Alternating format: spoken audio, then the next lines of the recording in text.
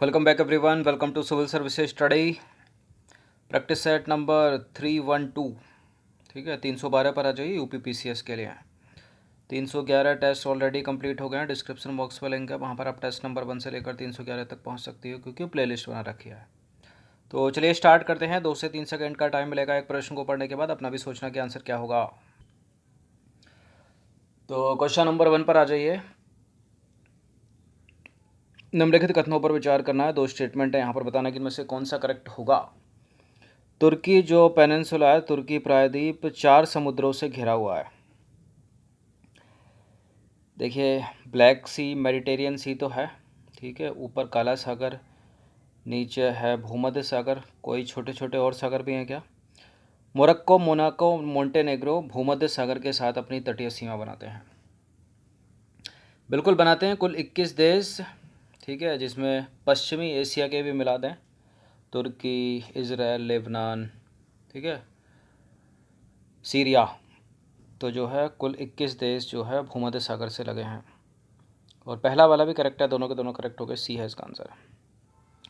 तो तुर्की प्रायद्वीप 4 समुद्रों से घिरा हुआ है। दक्षिण में भूमध्य सागर और पश्चिम में है कोई एजियन सागर और उत्तर में काला सागर बड़ा सा, ठीक है, तथा उत्तर में ही है मरमरा सागर, यूरोपीय और एशियाई भागों के बीच में।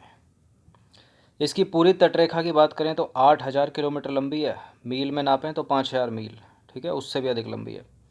मोरक्को, मोनाको, मोंटेनेग्रो सहित कुल 21 देश भूमध्य सागर के साथ अपनी तटीय सीमा बनाते हैं। क्या जॉर्डन बनाता है? नहीं बनाता है, बहुत पूछते हैं उसको। क्वेश्चन नंबर 2 पर आ जाइए। निम्नलिखित कथनों पर विचार करेंगे। 2 स्टेटमेंट है, बताने के इनमें से कौन सा करेक्ट होगा। कार्बन मोनोऑक्साइड यानी CO गंधयुक्त, रंगहीन और विषाक्त गैस है। अमोनिया गैस कृषि अपशिष्ट और उर्वरक कारखानों से उत्सर्जित होती है। बिल्कुल, अमोनिया कृषि अपशिष्ट और उर्वरक कारखानों से उत्सर्जित होती है। कार्बन मोनोऑक्साइड विषाक्त गैस है, सही है।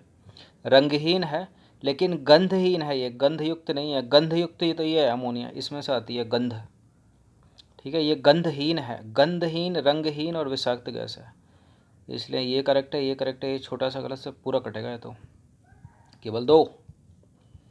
तो कार्बन मोनोऑक्साइड गंधहीन, रंगहीन और विषाक्त गैस है, जो गैसोलीन जैसे जीवाश्म ईंधन के दहन से बनती है और मुख्य रूप से निकलती है आपकी गाड़ियों से और ट्रक बाइक से, ठीक है। अमोनिया की बात करें तो अमोनिया गैस जो है वाहित मूत्र, कृषि अपशिष्ट और उर्वरक कारखानों से उत्सर्जित होती है। क्वेश्चन नंबर 3 है, माइको रेमिडिएशन जैव उपचार का एक रूप है जिसमें किसी क्षेत्र को विसंदूषित, ठीक है, विसंदूषित करने के लिए निम्नलिखित में से किसका उपयोग किया जाता है? बताइए। माइको रेमिडिएशन, माइकोलॉजी, फाइकोलॉजी, ये सब पता होना चाहिए आपको। कवक, ठीक है, कवकों का अध्ययन बोलते हैं माइकोलॉजी। तो माइको रेमिडिएशन में कवकों से किया जाता है। तो माइको रेमिडिएशन जैव उपचार का एक रूप है जिसमें किसी क्षेत्र को विसंदूषित करने के लिए कवकों का उपयोग किया जाता है। क्वेश्चन नंबर 4 पर आ जाइए। पारा से संबंधित मिनीमाता समझौते के संदर्भ में निम्नलिखित कथनों पर विचार करना है।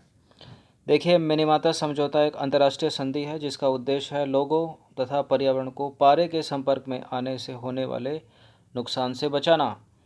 इसका नाम फ्रांस के मिनीमाटा नामक एक शहर के नाम पर रखा गया है। देखिए, फ्रांस नहीं बल्कि जापान के मिनीमाटा नामक शहर के नाम पर रखा गया है। दूसरा वाला सही है, पहला, हाँ दूसरा वाला गलत है, पहला वाला सही है। तो इसका आंसर हो जाएगा 1 ओनली। तो पारे से संबंधित जो मिनीमाटा कन्वेंशन है, मिनीमाता समझौता एक अंतर्राष्ट्रीय संधि है जिसका उद्देश्य है लोगों और पर्यावरण को पारे के संपर्क में आने से होने वाले नुकसान के बारे में बताना। क्योंकि हुआ क्या था, जापान के मिनीमाटा नामक शहर, ठीक है, नामक एक शहर, देखिए इसका जो नाम है वो जापान के मिनीमाटा नामक एक शहर के नाम पर रखा गया है। वहाँ हुआ क्या था, 20वीं शताब्दी के मध्य में एक रासायनिक कारखाने से निष्कासित अपशिष्ट जल में मौजूद पारा प्रदूषण से वहाँ रहने वाली आबादी में जहर फैल गया था, ठीक है।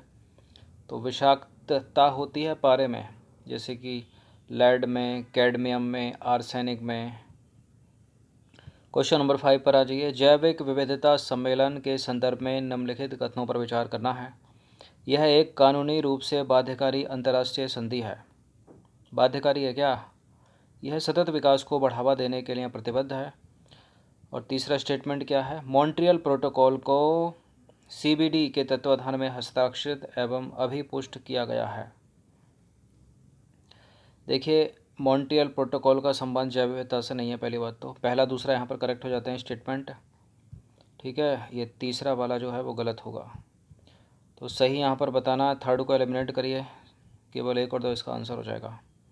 तो देखिए, रियो पृथ्वी सम्मेलन जो हुआ था 1992 में, इसमें जैविक विविधता अभिसमय पर हस्ताक्षर किए गए थे और यह कानूनी रूप से बाध्यकारी एक अंतर्राष्ट्रीय संधि है। जैव विविधता अभिसमय सतत विकास पर लक्षित विश्व के विभिन्न समुदायों की प्रतिबद्धताओं से प्रेरित है। अगर मॉन्ट्रियल प्रोटोकॉल की हम बात करेंगे तो मॉन्ट्रियल प्रोटोकॉल जो है वो ओजोन क्षयकारी पदार्थों की उत्पादन और खपत को समाप्त करके स्ट्रेटोस्फेरिक ओजोन परत की रक्षा हेतु एक वैश्विक समझौता है जो वियना अभिसमय के अंतर्गत है, ठीक है। वियना अभिसमय के अंतर्गत है। देखिए, वर्ष 1987 में इसे अंतर्राष्ट्रीय स्तर पर स्वीकार किया गया। इसे जैविक विविधता अभिसमय के तत्वाधान पर हस्ताक्षरित नहीं किया गया है, बल्कि वियना अभिसमय में इसको जो है किया गया है। क्वेश्चन नंबर 6 पर आ जाइए। सामुदायिक स्वास्थ्य कार्यकर्ता, आशा कार्यकर्ता जिनको बोलते हैं ना, आशा, आंगनवाड़ी वगैरह, या फिर उनको बोलते हैं मान्यता प्राप्त सामाजिक स्वास्थ्य कार्यकर्ताओं के संदर्भ में निम्नलिखित कथनों पर विचार करना है। पहला स्टेटमेंट है, ये प्रशिक्षित महिला स्वास्थ्य कार्यकर्ता हैं जो सार्वजनिक स्वास्थ्य संस्थानों और ग्राम समुदाय के बीच एक इंटरफेस के रूप में कार्य करती हैं। आशा कार्यकर्ता ग्राम समुदाय के बीच वित्तीय समावेशन को भी बढ़ावा देती हैं। ये वित्तीय समावेशन को थोड़ी बढ़ावा देती हैं, गलत है दूसरा वाला स्टेटमेंट, पहला वाला सही है। तो 1 ओनली हो जाएगा इसका आंसर।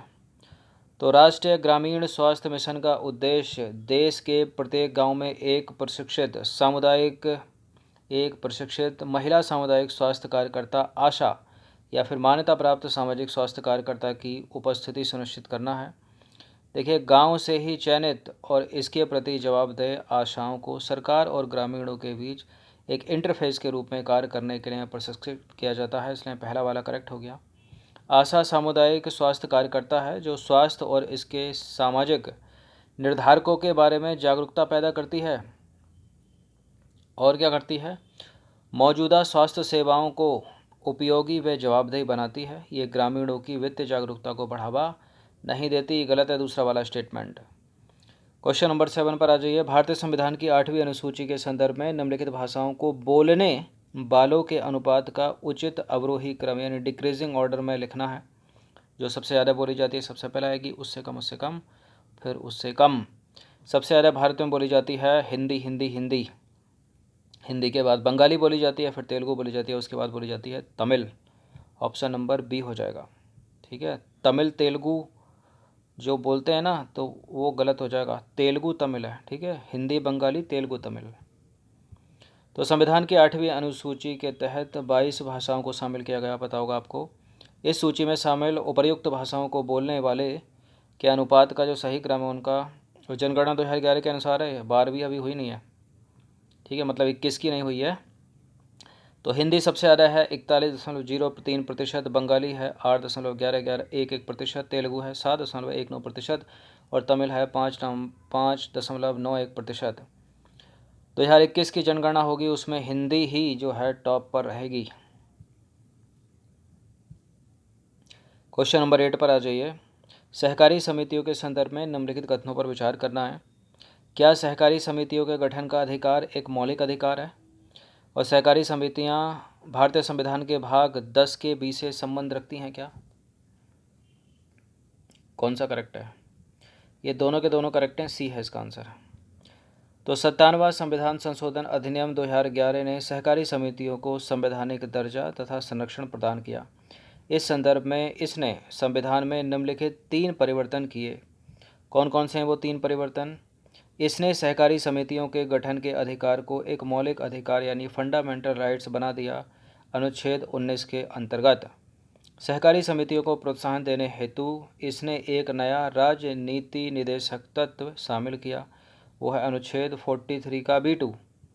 इसने संविधान में सहकारी समितियां शीर्षक के रूप में एक नया खंड जोड़ा, 10 का बी, ठीक है, 10 का बी, और उसमें अनुच्छेद है अनुच्छेद 243 ZH से लेकर 243 ZT तक। क्वेश्चन नंबर 9 पर आ जाइए। निम्नलिखित में से कौन से स्वच्छ भारत मिशन के घटक हैं?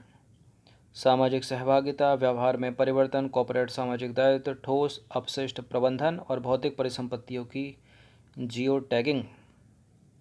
स्वच्छ भारत मिशन के घटक सामाजिक सहभागिता तो है, ठोस अपशिष्ट प्रबंधन भी है, कॉर्पोरेट सामाजिक दायित्व भी है, भौतिक परिसंपत्तियों के जियो टैगिंग भी है, व्यवहार में परिवर्तन भी है। सारे के सारे हैं तो इसका आंसर क्या हो जाएगा? 1 2 3 4 5, ऑप्शन नंबर डी।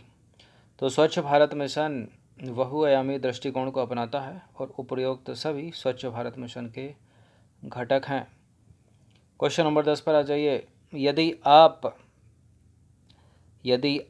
प्रसिद्ध सेला दर्रा, तवांग मठ की प्रसिद्ध बौद्ध विरासत और ज़ीरो म्यूज़िक फेस्टिवल और बारडो छम नृत्य का अनुभव लेते हुए यात्रा कर रहे हैं तो आप निम्नलिखित में से भारत के किस राज्य में हैं? बताइए।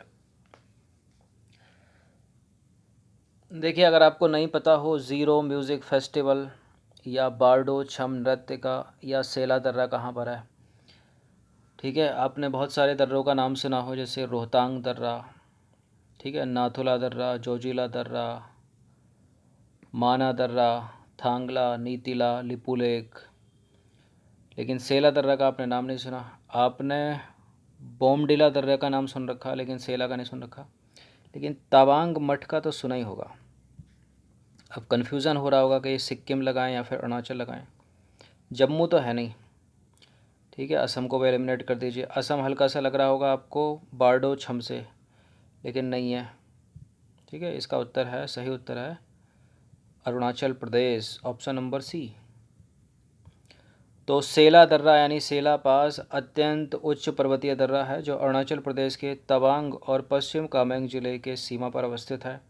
अरुणाचल प्रदेश का तवांग मठ भारत का सबसे बड़ा और विश्व का दूसरा सबसे बड़ा मठ है, इसलिए इम्पोर्टेंट है ये।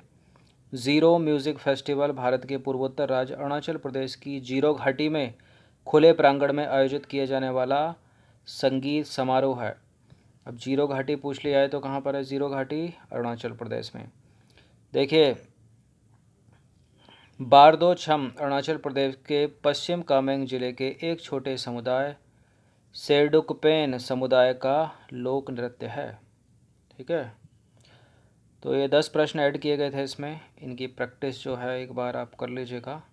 स्टेटमेंट बड़े बड़े हैं, पॉज मार मार के पढ़ लेना इनको, या फिर जो प्लेबैक स्पीड है उसको कम ज़्यादा कर सकते हैं अपने अनुसार। धन्यवाद।